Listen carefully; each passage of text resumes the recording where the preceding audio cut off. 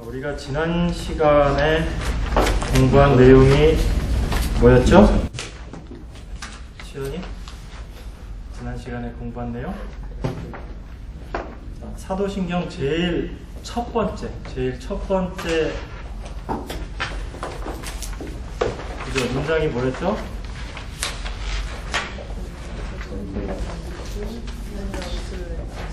화성이 제일 첫 번째 문장을 한번 읽어줄래요?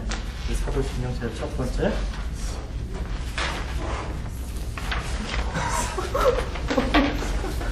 오늘 나는 중간에는 없어. 미안해. 전나사 천지를 만드신 하나님 아버지를 내가 믿사오며. 전능하사 천지를 지으신 하나님 아버지를 내가 믿사오며. 이렇게 되어 있습니다. 처음이 전능하사 천지를 지으신 하나님 아버지를 내가 믿사오며.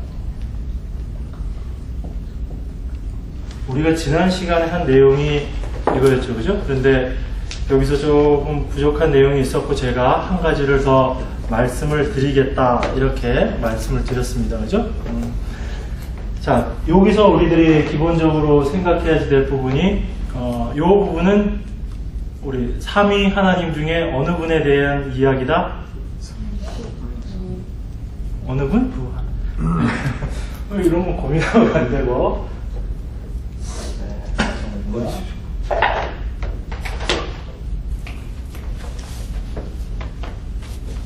성부 하나님에 대한 내용입니다. 그리고 나서 다음번에 나오는 내용이 성자 예수님에 대해서. 성자 예수님에 대한 내용이 제일 길죠. 그리고 이제 성령에 대해서 한 문장이 나와 있고, 그 다음에 나머지 부분들은 뭐 교회라든지 부활이라든지 성도의 교제, 심판 이런 내용들이 이제 나와 있습니다. 그 중에서 제일 긴 부분이 성자에 대한 부분들이고요. 자, 우리가 지난 시간에 성부에 대해서 공부를 했습니다. 그래서 전능하사 천지를 지으신, 천지를 만드신, 천지를 창조하신 그 하나님이 어떠한 분이다, 성부 하나님이 어떠하신 분이다에 대한 것을 우리가 공부하면서 그분은 천지를 창조하신 창조주 하나님이시다라는 내용을 배웠습니다. 그리고 그 하나님 아버지를 내가 믿사오며 라고 하는 그 부분에서 우리가 생각을 해봤던 부분이 뭐냐면, 우리가 이 하나님 아버지라고 이야기할 때 하나님을 아버지라고 부를 수 있는 제일 첫 번째 1차적으로 하나님을 아버지라고 부르실 수 있는 분이 누구라고 그랬죠? 그분이 바로 예수님이시다라고 말씀을 드렸습니다. 그렇기 때문에 전능하사 천지를 지으신 하나님 아버지를 내가 믿사오며 할 때 이 하나님 아버지라는 이 말은 엄격하게 얘기하면 우리가 하나님 아버지라고 이야기할 수 있는 게 아니에요. 우리와 하나님과의 그 사이에서는 우리가 하나님을 아버지라고 직접적으로 부를 수 있는 어떤 것도 없습니다. 하나님께서는 창조주이시고 우리는 피조물이기 때문에 피조물의 입장에서 그 하나님을 아버지라고 부를 수 있는 그 어떠한 근거도 없습니다. 그래서 1차적으로 하나님 아버지라는 이 내용은 예수님께서 그 하나님에 대해서 부르셨던, 그래서 예수님께서 그 하나님을 당신의 아버지라고 그렇게 부르심으로 말미암아 예수님 당신이 어떤 분이다라는 것을 드러내는 그런 역할을 했다라고 제가 말씀을 드렸습니다. 그죠? 그래서 예수님께서 하나님을 아버지라고 부르심으로 말미암아 예수님 자신이 아버지와 아들은 동일의 모습이다, 똑같다라고 얘기할 수는 없지만 동질이다, 이렇게 우선은 제가 표현을 할게요. 그래서 그 이스라엘 백성들이 알고 있었던 그분이 어떤 분이죠? 천지를 창조하시고 그 다음에 전능하신 그 하나님을 예수님께서는 누구라고 이야기하셨냐면 그분이 바로 나의 아버지다라고 예수님께서 그렇게 말씀하신 거예요. 그러니까 이스라엘 백성들이, 유대인들이 기존에 알고 있었던 그들을 구원하시고 그들을 이끄시고 인도하시고 그들의 삶을 통치하고 계신다고 믿고 있었던 그 하나님, 그 전능하신 천지를 지으신 그 하나님을 예수님께서는 오셔서 전능하신 하나님이라고 이야기하시지 않으시고 그분이 바로 내 아버지다라고 예수님께서 말씀하신 거예요.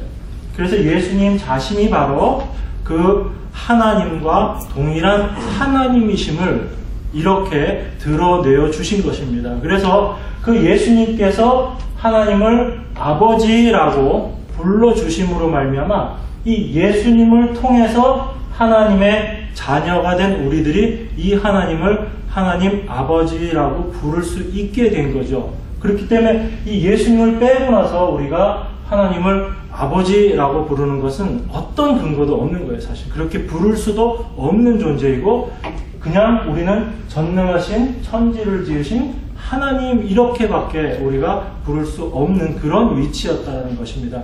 그렇기 때문에 전능하신 하나님과 그 전능하신 하나님에 의해 피조된, 창조된 피조물인 우리와의 사이에서는 어떤 연결고리도 있을 수가 없어요. 우리 쪽에서 먼저 하나님을 찾아갈 수 있는 어떤 고리도 없었고, 그런데 예수님께서 그 중간 역할을 해주심으로 말미암아 그 하나님 아버지를 내가 이제 어떻게 할 수 있게 됐다고요? 믿을 수 있게 되었다는 얘기입니다. 그렇기 때문에 사도신경은 어떤 거예요? 교리서 아닙니다. 사도신경은 신앙 고백이에요. 신앙 고백이라는 것은 내가 내 안에 믿음으로 받아들여지는 것을 고백하는 내용입니다. 그렇기 때문에 단순하게 내가 이것을 암송해서 말하는 것이 아니고 내 안에 이것이 확실하게 믿음으로 들어오게 된 경우에 내가 그것을 고백할 때 그것을 나의 믿음의 고백이다 이렇게 이야기를 하는 겁니다. 자, 여기서 우리가 한 가지를 더 생각을 해보겠습니다. 어떤 부분이냐면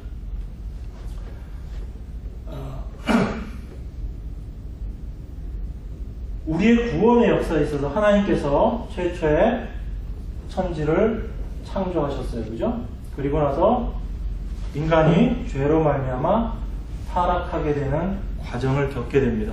그리고 나서 이 죄로 이 타락함으로 말미암아 우리에게 죄가 들어오게 되고 이 죄의 결과가 우리로 하여금 사망이라는 그런 결과를 낳게 만들죠. 그래서 이 사망이라는 것은 단적으로 얘기하면 하나님과의 단절이다 이렇게 우리가 생각해 볼 수 있습니다. 그래서 이 타락해버린 우리 인간을 위해서 오신 분이 바로 예수 그리스도이시죠. 그리고 성경은 이 우리의 죄를 위해서 오셨던 이 예수 그리스도께서 다시 오시겠다고 그렇게 말씀하십니다. 그래서 이 다시 오심으로 말미암아 우리가 지난번에 지난 성경 공부 시간에 우리가 잘 배웠지만 이 예수님의 다시 오심으로 말미암아 온전한 새 창조가 완성이 될 것이다. 이렇게 이야기하고 있습니다. 그것이 성경이 이야기하고 있는 부분이에요. 그렇기 때문에 하나님께서 처음에 천지를 창조하셨던 그 창조 자체가 불완전한 것은 아니지만 이 창조로 말미암아 1년적 쭉 이어지는 이 과정 속에서 우리가 우리들의 모습을 어떻게 이해하고 받아들여야 되는가 하는 그런 부분이 있습니다. 근데 우리가 논리적인 부분으로서 생각을 해보면 좀 문제가 되는 부분들이 있어요. 어떤 거냐면 우리가 하나님이 전능하다라고 이렇게 표현을 합니다. 그죠? 전능하신 그 하나님께서 왜 인간으로 하여금 인간이 이런 모습으로 죄로 말미암아 타락하는 이 모습으로 떨어지도록 놔두셨는가 하는 부분이 하나 의문이 생길 수가 있습니다.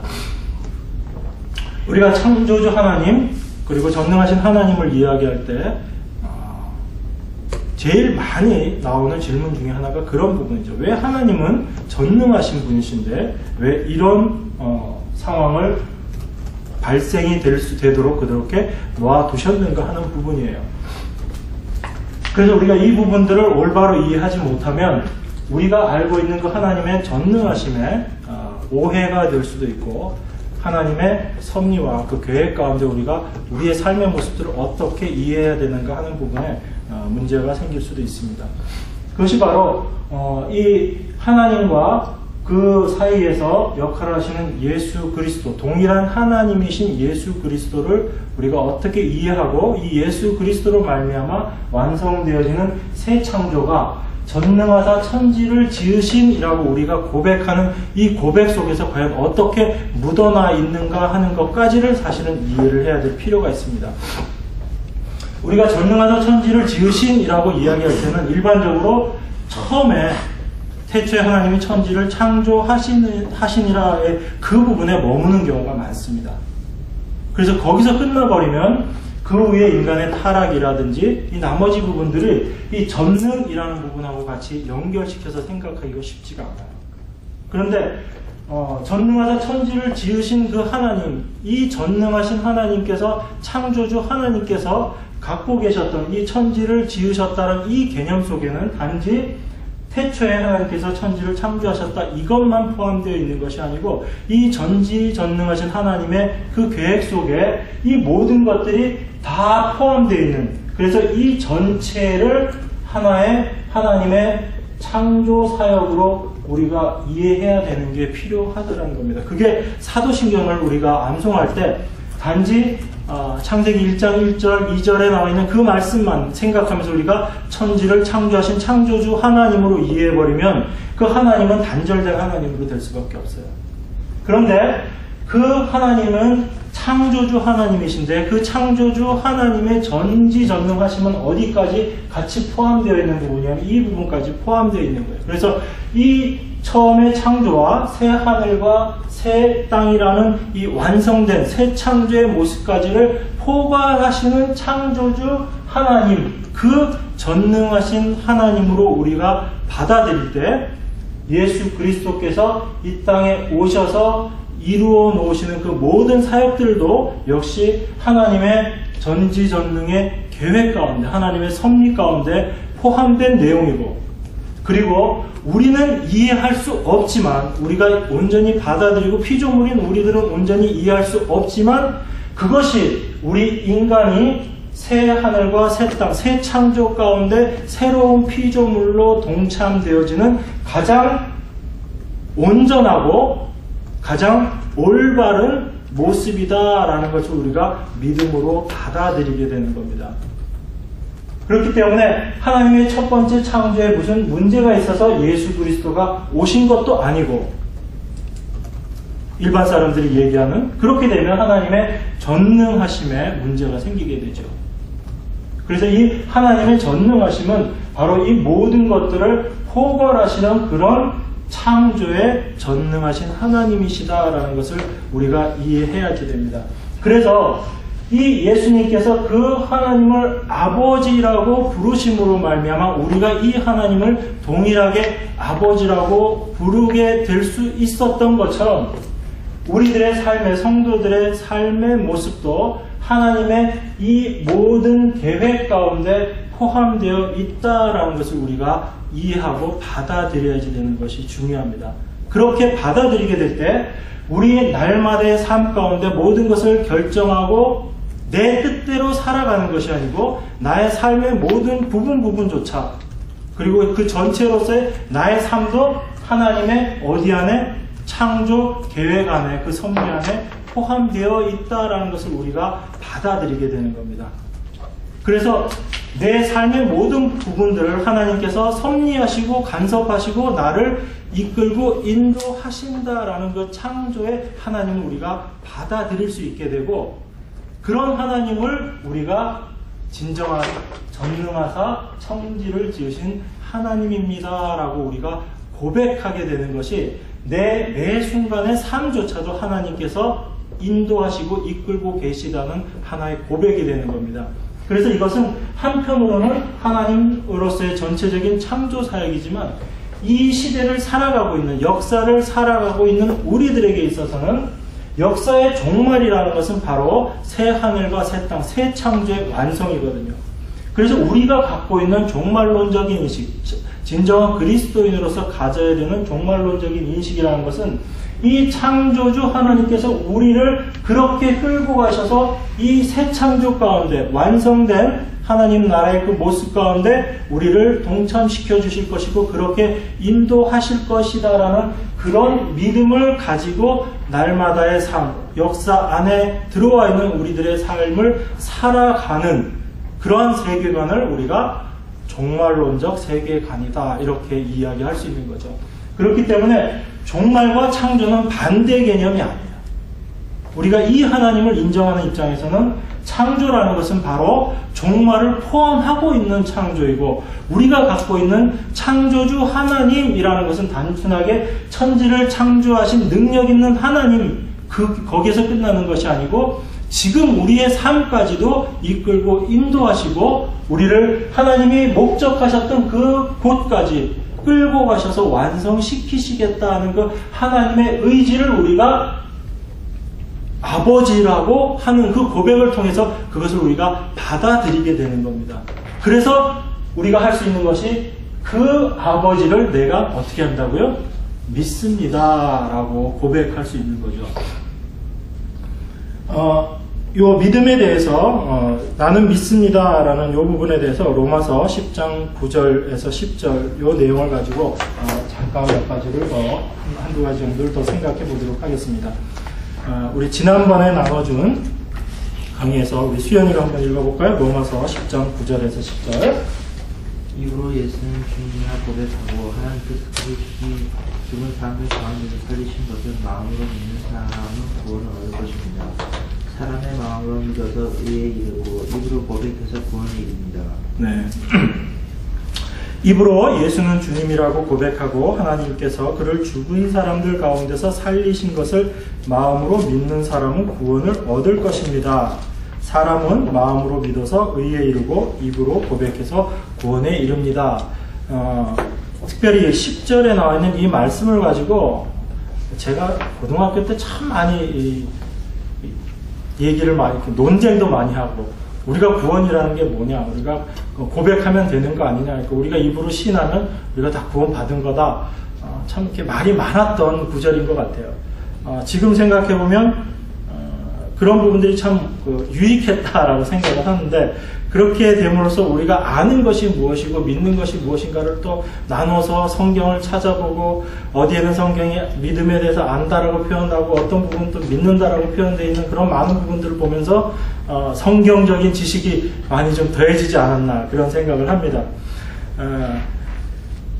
우리가 일반적으로 영어에서는 이 두 개의 단어를 구분을 하죠.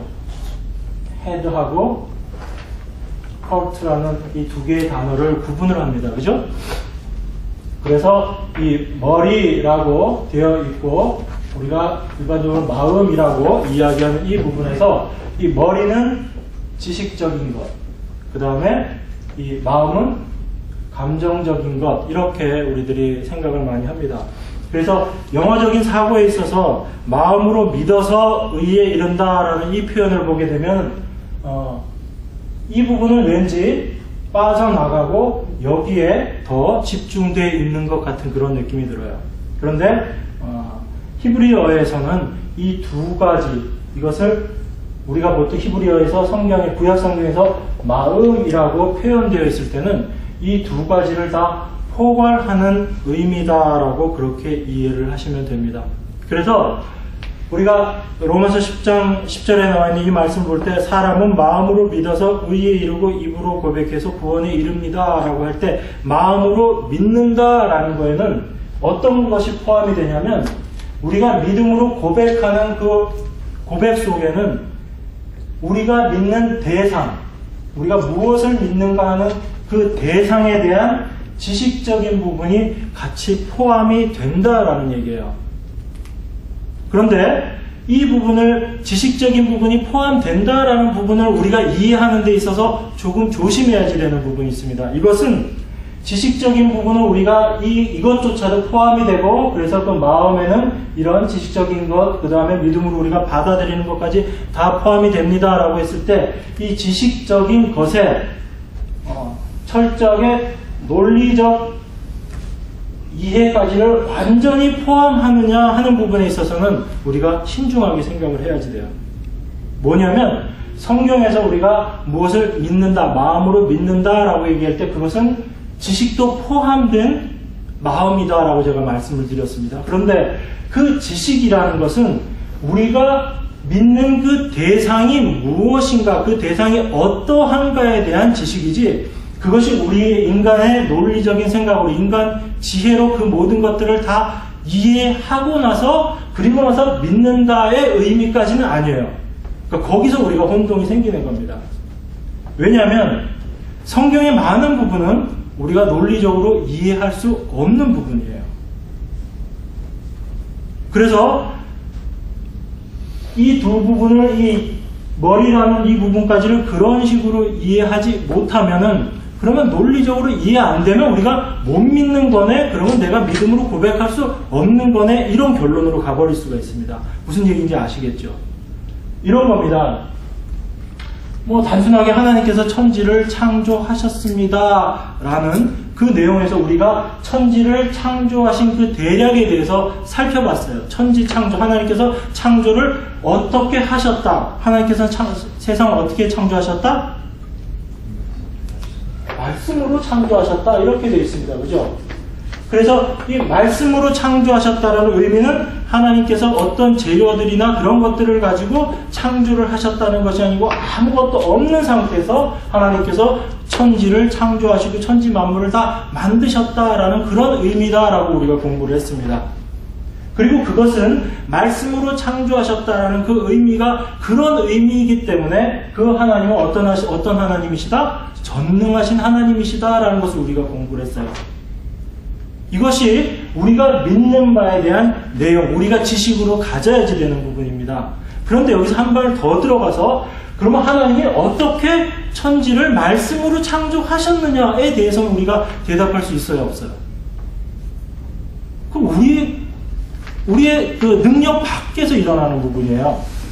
그러니까 우리가 어떤 대상에 대해서 지식적으로 안다라는 부분은 그 내용을 우리가 살펴보고 그것이 이러한 것이다 라는 부분을 포함하는 믿음, 그 마음이다라는 의미지, 그것을 논리적으로 다 설명할 수 있다, 그리고 나서 우리가 믿는다라고 하는 부분, 그것은 지식이라고 이야기하는 그런 이원론적인 사고에서 생각해 봤을 때 믿는다, 그리고 안다, 믿는다, 이것을 완전히 나눠서 믿는다라는 것은 어떤 지식적인 것 없이 그냥 받아들이는 것이고, 안다라는 것은 이것과는 상관없이 논리적으로 다 이해하는 거다, 이렇게 이해하는 쪽에서 이 두 가지를 합친다라고 했을 때는 우리가 이야기하는 이런 결론이 나올 수가 없죠. 그래서 우리가 믿음으로, 마음으로 믿는다라는 의미는 우리가 믿는 바 그 대상이 어떠한 것이고, 우리가 믿는 그것이 무엇인가에 대한 것을 우리가 알고 믿는다는 의미예요. 그러니까 이런 의미에서 하나님께서 천지를 말씀으로 창조하셨다, 그리고 말씀으로 창조하셨다는 의미는 이러한 의미입니다라는 것을 우리가 알고, 그것을 우리가 마음으로 받아들일 때 우리는 그것을 믿는다라고 이야기하는 겁니다. 그렇지만 여전히 남아있는 의문은 뭐가 있죠? 하나님께서 어떻게 그러면 말씀으로 창조하셨지라는 그 디테일의 내용들을 우리가 모르고 있을 수 있는 부분들이에요. 그렇지만 우리는 그것을 믿음이다라고 이야기한다라는 거죠. 그러니까 내가 그것이 논리적으로 설명되지 않기 때문에 나는 못 믿겠다라고 이야기하는 것은 단순하게 내가 지식적으로 난 이해가 안 되기 때문에 난 모르겠어 라는 표현밖에 되지 않는다라는 겁니다. 그렇기 때문에 그런 하나님 아버지를 내가 믿습니다라는 고백은 여기에 기술되어 있는 이런 하나님, 그리고 그 하나님을 내가 아버지로 부를 때 어떤 결과까지 포함되는 건지에 대한 것들을 내가 분명히 알고 내가 믿습니다라는 이 고백을 하는 것이 바로 우리들의 신앙 고백이 되어야 된다는 얘기입니다. 그러니까 단순하게 아무 의미 없이 주문해오듯이 전능하사 천지를 지으신 하나님 아버지를 내가 믿사오며 라고 내가 수백 번 고백한다고 해도 그것은 나의 신앙 고백이 된다, 안 된다? 되지 않는다는 얘기입니다. 그래서 우리가 사도신경을 뭐 한다? 공부하는 이유입니다.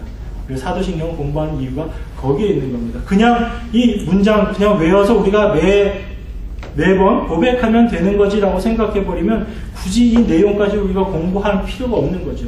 그렇지만 이 내용들을 우리가 알고 그것이 내 마음 가운데 논리적으로는 다 이해되지 않는 부분이 있다 할지라도 그것이 내 마음 가운데 믿음으로 하나님께서 허락해 주셨을 때 우리가 그것을 믿고 하나님 앞에 내가 믿습니다라는 그런 고백을 하는 것을 성경은 우리가 마음으로 믿는다라고 이야기하는 겁니다. 그 마음으로 그렇게 믿는 바를 우리가 입으로 고백할 때 이게 바로 입으로 고백하는, 입으로 시인하는, 그래서 우리의 구원의 확실함을 드러내는, 고백하는 그런 신앙 고백이 되는 겁니다. 그렇기 때문에 내가 믿는다라는 이 첫 번째, 사도신경에 나와 있는 이 첫 번째 문장은 제가 지금까지 설명한 건 제가 이렇게 여러 책들을 보면서 느꼈던 거에 아주 일부분밖에 안 돼요. 더 많은 부분들이 있습니다. 우리가 더 묵상해 볼 수 있는 부분들. 그것들은 이제 여러분들이 여러분의 삶 속에서 이 신앙 고백을 하면서 그래서 이 하나님이 전능하신 분이시구나. 이 하나님이 창조주 하나님이시구나. 그래서 내가 이 하나님을 아버지라고 부를 수 있는구나 하는 그 폭들을 점점 더 넓혀가는 거죠. 그래서 그러한 여러분 삶 속에서 경험되어진 그 하나님, 그렇게 해서 하나님께서 여러분들에게 믿음으로 더해주신 그런 것들을 여러분이 다시 고백하면서 전능하사 천지를 지으신 하나님 아버지를 내가 믿사오며라고 고백할 때 그 고백이 늘 똑같은 말을 반복하는 고백이 아니고 날마다 내 속에서 살아서 믿음으로 역사하는 그런 신앙 고백이 될 수 있는 겁니다. 우리가 원하는 것은 그런 거예요.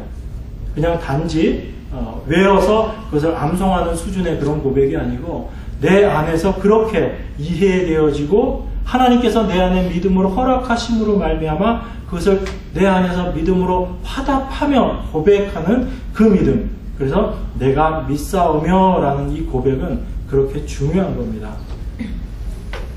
어떤 다른 누구도 아니고 내가, 그런데 나에게 이 믿음 고백을 할 수 있게 해주신 분이 누구시냐?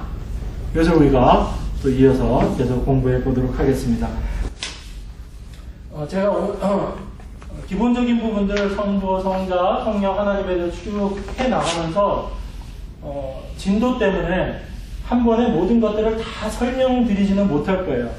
그렇지만 지금 성부에 대해서 말씀드렸다고 해서 이후에 성부에 대해서 얘기를 안 할 거냐? 그렇지는 않습니다. 다른 부분에서 다시 또 연관이 되면 이전에 했던 부분과 또 새로운 부분들을 같이 합쳐서 또 언급을 할 겁니다. 그렇기 때문에 이걸로 끝난 것은 아니다라고 생각을 하시고 마음 같아서는 성부 하나님에서 한 3시간, 그 다음에 성자 예수님에 대해서 또 많은 시간, 성령님 이렇게 해서 좀 더 깊게 다루고 싶지만 그렇게 하다 보면 우리가 이 사도신경의 내용들을 전반적으로 이해하는데 너무 어려워지는 부분들이 있기 때문에 일단 전체적으로 가면서 부분적인 부분들에서 우리가 좀 더 깊이 있게 들어가 보도록 하겠습니다.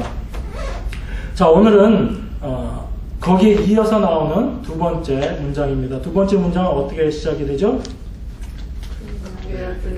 그 외아들 우리 주 예수 그리스도를 믿사오니. 그 외아들 우리 주 예수 그리스도를 믿사오니. 뒤에 부분은 똑같은 부분이니까 놔두고요. 자, 그러면 그 외아들 우리 주 예수 그리스도. 제가 이 부분을 어떻게 나눠서 해야지 될까 고민을 많이 하다가 결론은 단순한 게 좋다. 쉽게 가자. 이렇게 결론을 했습니다. 그래서 이 부분도 좀 단어로 좀 단락을 나눴습니다. 자, 먼저 외아들이라는 부분을 저희가 공부를 해볼 겁니다. 그 다음에 주라는 부분을 공부를 할 겁니다. 그리고 예수 그리스도라는 부분을 공부할 겁니다. 이 예수 그리스도는 예수가 어떤 의미인지 그리스도가 어떤 의미인지를 같이 우리가 이해하면서 예수 그리스도가 어떻게 우리가 믿음으로 고백되어지는가 하는 부분들을 생각해 볼 수 있습니다. 여기서 그는 누굴까요? 제가 인칭으로 표현을 했으니까 지시대명사는 아니고 사실 인칭대명사거든요. 성부 하나님의 외아들 이렇게 되어 있습니다. 그 외아들 우리 주 예수 그리스도를 믿사오니 이렇게 되어 있습니다. 여기서 우리가 또 해결해야 될 아주 큰 숙제가 하나 있습니다. 이게 바로 이 외아들이라는 부분이에요. 외아들. 여러분들이 지금 이 문장을 읽으시면서 마음 가운데 전혀 부담되는 게 없으시죠?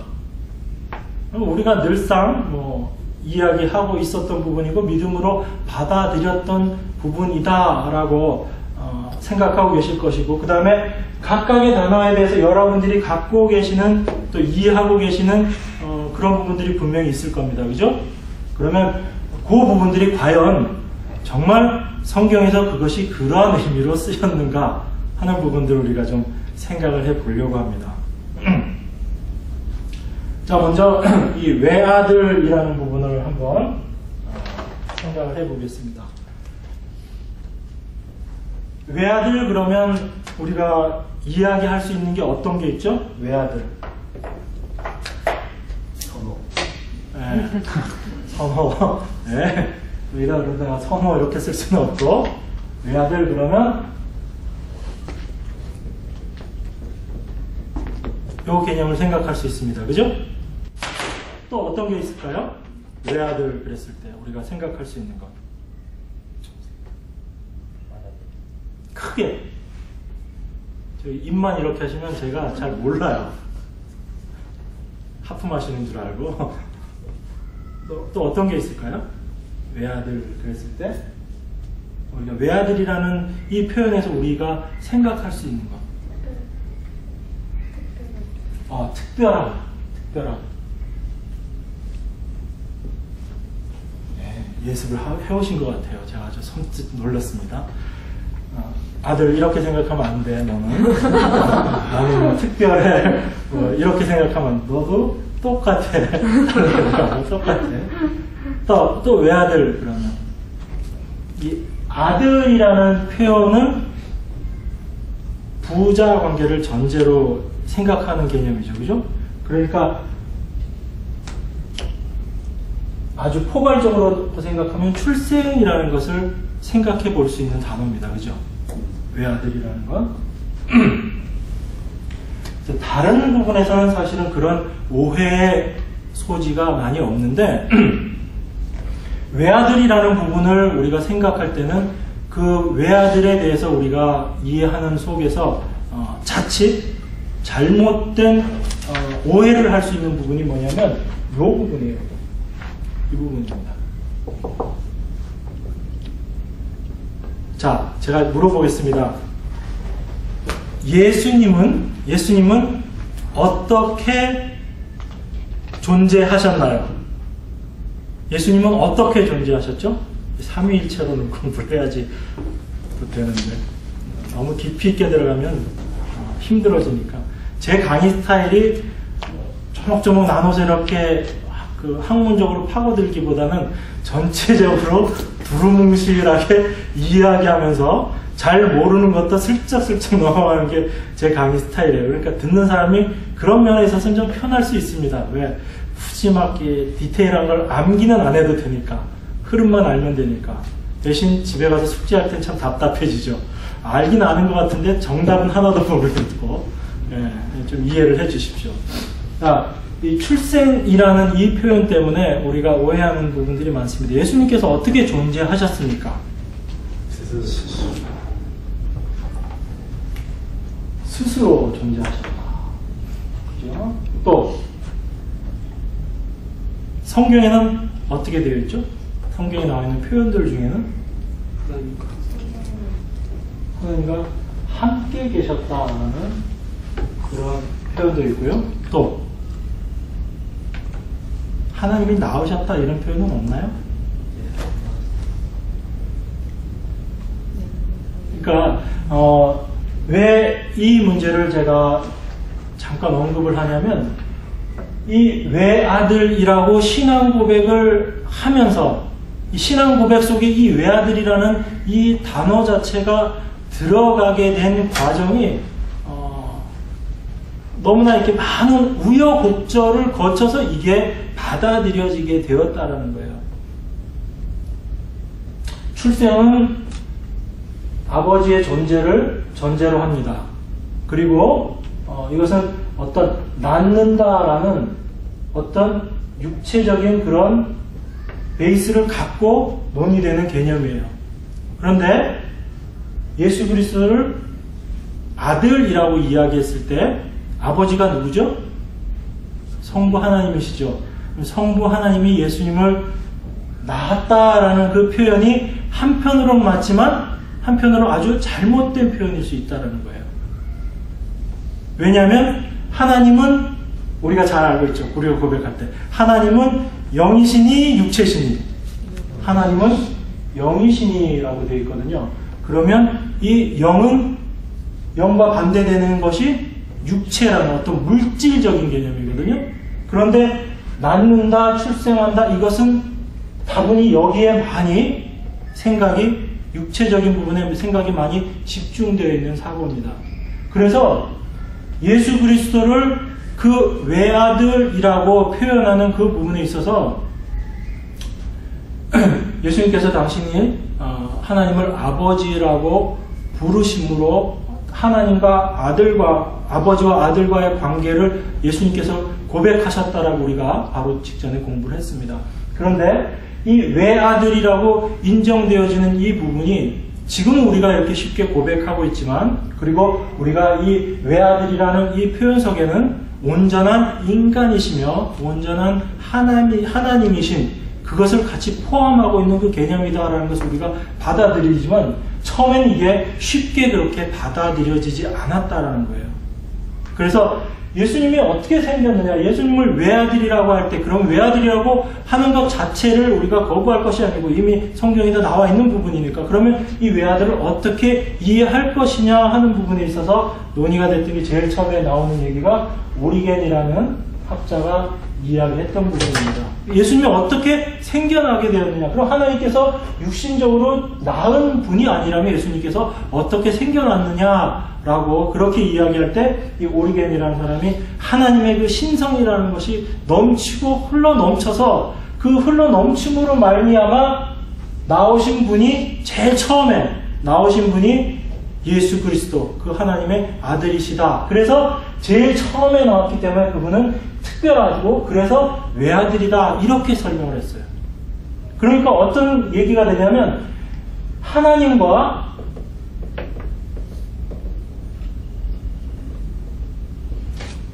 예수님 사이에서 과연 이분을 하나님으로 인정할 수 있느냐 없느냐 하는 부분에서 문제가 생겨져 버리는 겁니다. 하나님의 신성 속에서 그 신성이 흘러 넘침으로 말미암아 첫 번째 생겨나신 분이 예수님이다라고 이렇게 얘기해 버리니까 하나님과 예수님과의 사이에서는 뭔가 이런 큰 갭이 있는 것처럼 그렇게 느껴지게 됐어요. 근데 이 부분은 우리가 일반적으로 이야기하는 예수님이 바로 하나님이시다라고 고백하는 부분하고는 맞아 들어줄 수 없는 부분들이 생기는 겁니다. 또 어떤 이야기들도 있었냐면 이 예수님은, 하나님은 그 자체로서 창조주이시고 하나님이시지만 예수님은 하나님이 아니다. 예수님은 그냥 피조물 중에 특별하신 분이다. 이 부분을 끌고 같이 들어가는 거죠. 그래서 그 특별한 피조물, 왜 아버지로부터 피조를 받았다라는 것을 아들이다라는 의미로 이해를 하고, 그래서 그 외아들, 그래서 그 특별한 피조물의 의미로 예수님은 그렇게 받아들였던 그런 시기도 있었거든요. 실질적으로. 그래서 이 외아들이라는 부분을 인정하게 되는 것 자체가 우리가 그 역사적인 과정 속에서 이런 우여곡절이 있었다는 겁니다. 단순하게 우리가 외아들이라고 고백을 하지만 이 외아들이라는 고백 속에는 그런 이면적인 그런 내용들을 같이 포함하면서 이 외아들이라는 고백을 하게 되는 거예요. 그래서 니케아 신앙 고백에서 이렇게 고백하는 겁니다. 오늘 제가 나눠드린 거 제일 첫 번째 페이지 맨 밑에 보시면 하나님의 독생자시요 모든 시간 이전에 아버지로부터 독생하시고 빛으로부터 온 빛이요 참 하나님으로부터 오신 참 하나님이시며, 이렇게 예수님에 대해서 표현을 해놨습니다. 그래서 예수님은 하나님의 독생자, 외아들이신데 모든 시간 이전에, 우리가 어떤 시간이라는 그 개념을 생각하기 이전, 그 모든 시간 이전에 아버지로부터 독생하셨다. 예수님의 근거는 아버지다라는 부분을 이야기를 하고 있습니다. 그러면서 빛으로부터 온 빛이요, 동일한 본질이다라는 것을 이야기하고 있죠. 빛으로부터, 그러니까 그 앞에 나와 있는 빛은 하나님이시겠죠. 하나님 아버지, 그리고 그 빛으로부터 온 빛이요라고 했을 때 두 번째 나와 있는 빛은 예수 그리스도를 얘기한 성자 예수님을 이야기하는 거죠. 그래서 동일한 빛이다라고 이야기하시고 또 참 하나님으로부터 오신 참 하나님이시다라고 이야기함으로 말미암아 동일하신 하나님이시다라는 것을 고백하는 것입니다. 그래서 요한복음 1장 18절에 보면 일찍이 하나님을 본 사람은 아무도 없다. 아버지의 품속에 계신 외아들이신 하나님께서 하나님을 알려주셨다라고 이야기합니다. 그래서 요한이 특별히 이 외아들이라는 이 표현을 썼는데 여기에 나와 있는 이 외아들이라는 부분의 의미가 무엇인가를 우리가 이해하는 그 과정 속에서 역사적으로 그 외아들을 어떻게 이해하고 받아들였는가 하는 부분들을 저희가 잠깐 본 거예요. 그래서 이 외아들이라는 표현은 다시 얘기하면 하나님의 유일하신 아들이다라는 이야기, 그것은 그분만이 단 한 분이시다라는 그 의미가 물리적으로 하나라는 개념보다는 특별한 분이시다라는 것을 설명하고 있는 하나의 의미적인 표현입니다. 또 하나의 표현은 뭐냐면 이 아들이라는 표현이에요.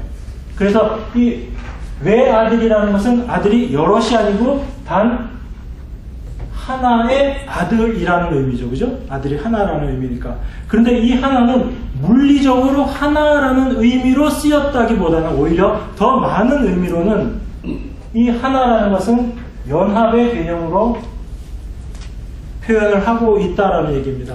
그러니까 성부와 성자가 바로 하나로 연합되어 있다라는 의미로 이 얘기를 하신 거였죠.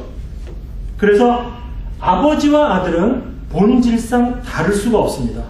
그죠? 같은 본질을 가지고 있죠. 그래서 그 하나님 아버지와 성자 예수님 간의 관계를 이야기하면서 단순히 아들이라고 표현하지 않고 외아들이라고 표현한 이 부분은 첫 번째 바로 이런 하나님 아버지와 예수님 간의 이런 연합을 이야기하고 있다. 그래서 이 성자가 바로 하나님이시다라는 것을 이 외아들이라는 표현을 통해서 다시금 이야기하고 있는 것이다. 이렇게 생각해 볼 수 있습니다.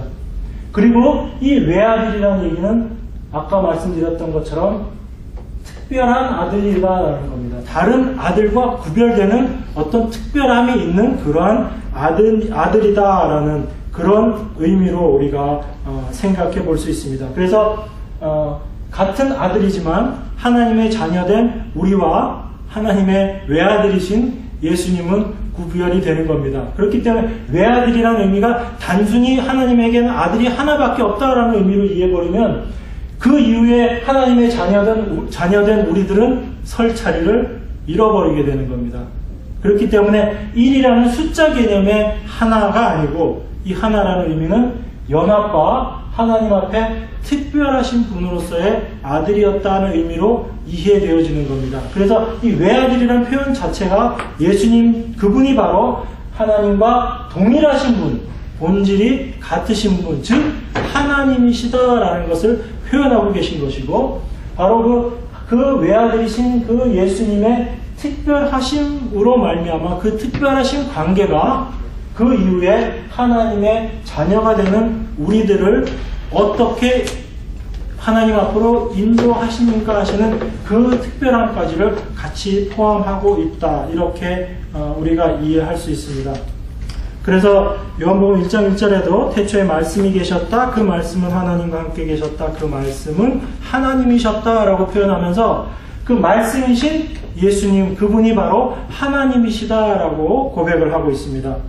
요한복음 10장 30절에서 33절에 보면 나와 아버지는 하나다. 여기서 하나다라는 의미가 더 분명하게 드러나죠.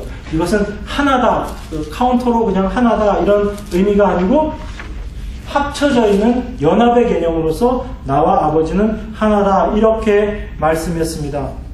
그래서 유대인들의 예수님에 대해서 비난하면서 당신은 사람이면서 당신 스스로를 하나님이라고 하였습니다라고 예수님에 대해서 비난을 하고 있는 거죠. 그러니까 예수님이 하나님과 내가 하나다라는 그 표현은 바로 예수님 당신이 하나님이시다라는 것을 표현하고 있는 또 다른 하나의 말이다. 이렇게 우리가 이해할 수 있는 겁니다.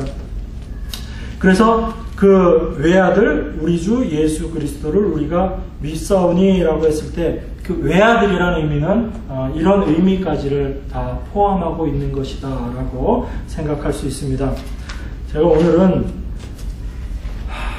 예수 그리스도까지는 그래도 해야지 되겠다라고 해서 왔는데 지금 예수 그리스도까지 가기에는 갈 길이 너무 먼 것 같아요. 그래서 그 뒤에 나와 있는 그 2페이지에 나와 있는 하이델베르그 요리문답 33번만 우리가 읽고 오늘 강의를 여기서 마치도록 하겠습니다.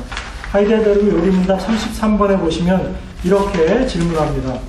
우리도 하나님의 자녀인데 왜 그는 하나님의 독생자라고 불립니까? 이렇게 얘기하고 있어요. 자, 우리도 다 하나님의 자녀인데 그러면 예수님만을 왜 독생자라는 의미는 하나다라는 의미니까 왜 독생자라고 불립니까? 그렇게 질문을 했을 때 거기에 대한 답변이 이겁니다. 그리스도만이 영원히 본래적인 하나님의 아들이신데 비하여 우리는 그 덕분에 은혜로 양자됨에 의해서 하나님의 자녀들이 되기 때문입니다. 라고 해서 그 독생자, 외아들 그 특별함에 대해서 지금 설명하고 있는 겁니다. 예수님은 본래적으로 하나님과 동일하신 하나님의 아들이십니다. 라고 이야기합니다. 그리고 우리들은 그 하나님의 아들 되신 예수 그리스도 그리고 그 하나님의 은혜로 말미암아 우리가 하나님의 자녀가 된 그런 자녀들입니다. 라고 이야기함으로 말미암아 예수 그리스도의 하나님의 아들 되심과 우리가 하나님의 자녀 되심에 어떠한 차이가 있는지를 이야기하는 그런 부분으로 이 부분이 설명을 하고 있습니다. 외아들에 대한 부분들은 또 몇 가지 좀 더 생각해 볼 부분들은 있습니다. 우리가 더 깊게 이해해 볼 수 있는 부분들이 있습니다. 그렇지만 일단 우리가 이 부분은 여기까지만 하고 나머지 이어서 예수 그리스도 그리고 주라는 부분에 대해서 우리가 다음 시간에 이어서 계속 공부해 보도록 하겠습니다. 잠깐 기도하고 마치겠습니다.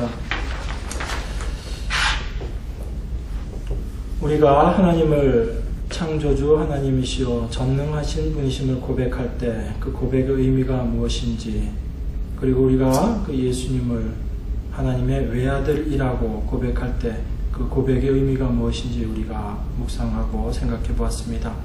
하나님 우리의 믿음의 고백이 그냥 헛된 울리는 소리가 되지 않게 하시고 우리 안에서 하나님께서 지혜로 말씀하여 주신 것들을 올바로 깨닫고 알므로 말미암아 참 내 안에서 믿음으로 고백되어질 수 있는 그런 신앙의 고백들이 흘러나올 수 있도록 주여 믿음으로 함께하여 주시옵소서. 이 모든 진행되는 과정 가운데 하나님께서 지혜 주시고 도와주시지 않으시면 아무것도 이루어질 수 없음을 이 시간 고백하며 모든 일정 가운데 하나님께서 도움 주시기만을 간절히 바라오며 귀하신 예수 그리스도 이름 받들어 기도드리옵나이다.